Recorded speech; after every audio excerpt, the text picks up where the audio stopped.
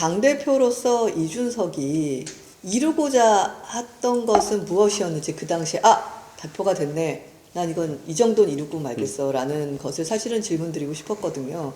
어떤 거였나요? 저는 당의 효율화죠. 첫째로 우리 당이 지금 예를 들어서 1년에 쓰는 예산도 수백억이고 이런데 사실 이 예산 같은 경우에 민간 기업에 비해 가지고 굉장히 업무 처리 방식이라든지 아니면 예산을 쓰는 방식이라든지 이런 것들이 비효율적이에요. 근데 예를 들어서 당에서 1년에 지금 쓰는 돈 수백억 중 수십억만 줄여가지고 그것을 새로운 일에 투자할 수 있다고 하면은 굉장히 큰 기회가 열리는 거거든요.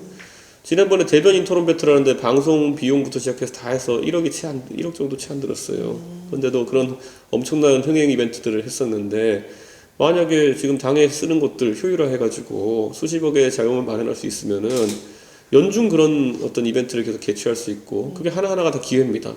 젊은 사람들한테 기회이고 여의도 언저리에 있지 않지만은 정치를 하고 싶은 많은 분들에게 희망이 될 수 있는 거거든요.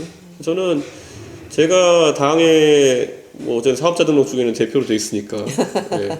그러니까 저는 당에 있어서 정치적인 행보보다도 당을 효율하고 정치를 효율하는 것에 굉장히 관심이 많습니다. 네.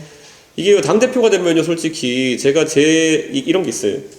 60대에 누군가가 보통 당대표가 되면요, 그 사람들은 바로 내가 다음 대선 주자다라는 생각에 대선 대비를 하기 시작해요. 네. 그 말은 뭐냐면은 당장 조강치기 같은 거 열어가지고 다 불러가지고 마음에 안 드는 사람 다 치고 그 다음에 한 5명 이렇게 불러가지고 면접 보면서 충성도 가장 높은 사람 넣고 이렇게 해가지고 1년 동안 지역에서 자기한테 충성 바치면서 대선 조직을 모으게 하는 역할을 보통 시키거든요. 네.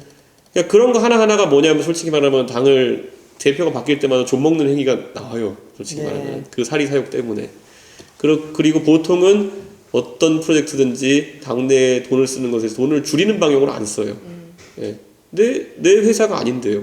2년 임기하고 나면 물러나는 곳이고 그동안에 당비를 써가지고 최대한 내 지지를 올리고 내 조직을 만드는 게 목적이지 누가 당 조직을 효율화하려고 하겠습니까? 네. 그래서 저는 그래가지고 그 반대 방향 한번 가보고 싶다가 제 지금 생각이에요.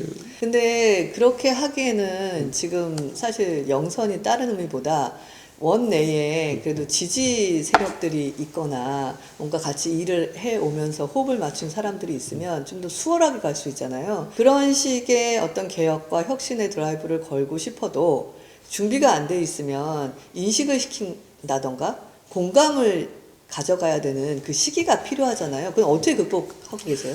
제가 아까 말했듯이 김종인 위원장도 선거 승리하기 전까지는 드디어 영감님 드디어 이제 은퇴하실 때가 됐다 이런 말까지 들어가면서 계속 하신 거예요. 그러니까 저는 이게 사람이 100명의 의원들을 설득하는데 개별적인 설득으로 되는 거는 많지 않습니다. 네. 오히려 제가 그렇게 해서 사조직을 만들 수는 있겠죠.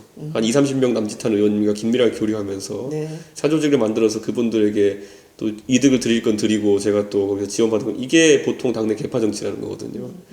100명의 회사에서 사장이 글쎄요 모든 사원들과 다 이렇게 교류하면서 일을 처리할 수 없습니다. 그럼요. 물론 국회의원들 사원에 비교하는 거냐고 할 수도 있겠지만은 저는 100명만 해도 개인이 교류로서 해결할 수 있는 범위의 숫자는 넘어간다. 저는 이렇게 봅니다. 그래서 저는 굉장히 이거는 다른 방식으로 접근해야 되는 것이고 제 나름대로는 우선 성과를 많이 만들어내는 것이 중요하고 제가 그래서 오늘 힌트를 드리는 게 이제는 중간 지점에서 하나씩 평가를 해봐야 될 시점입니다. 6월 10일 날 이준석이 들어가고 했던 여러 가지 포석들 예를 들어 하다못해 조기 입당론부터 해가지고 이게 어떤 의미가 있는지를 한번 보셔야 됩니다. 그때 많은 중진 의원들은요 11월 단일화론을 얘기했어요.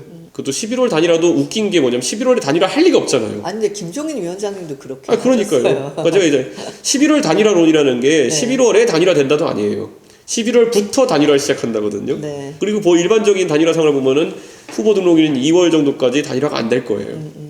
그러니까 그건 우리 당 입장에서 서울시장 선거 때 기억을 반추해보면 거의 망하는 길이거든요. 왜 그러냐면은 만약에 윤석열이라는 그 당시로 치면 외부 변수가 윤석열 후보가 우리 당과 단일화를 2월까지 늦춰버린다.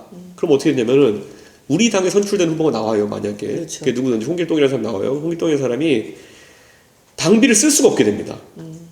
무슨 말이냐면 나중에 윤석열 후보가 단일화를 했는데 우리 후보가 져버리잖아요. 이 사람이 쓴 돈이 전부 다 날아가요. 그렇군요. 그렇기 때문에 선거 준비를 하나도 할 수가 없습니다. 그럼 반대로 밖에 있는 윤석열 후보는 준비를 할 수 있느냐? 한 푼도 쓸 수가 없어요. 왜냐 이 사람도 자기가 수백을 펀드 만들고 이걸 땡겼었는데 네. 최종 후보가 안 되면은 패가망신이에요. 네. 그러니까 저는 이 구조화에서 서울시장 선거 때 똑같은 일이 일어났거든요. 안철수 대 오세훈 단일화 후보 등록일을 지나가지고 그것까지 가니까 당장 무슨 일이 생겼냐면은 양쪽 다 유세차를 주문 못하는 거예요. 아, 예. 그랬군요. 네. 그리고 홍보물을 인쇄를 못 들어가는 거예요. 예. 그리고 홍보물의 내용도 확정 못하는 거예요.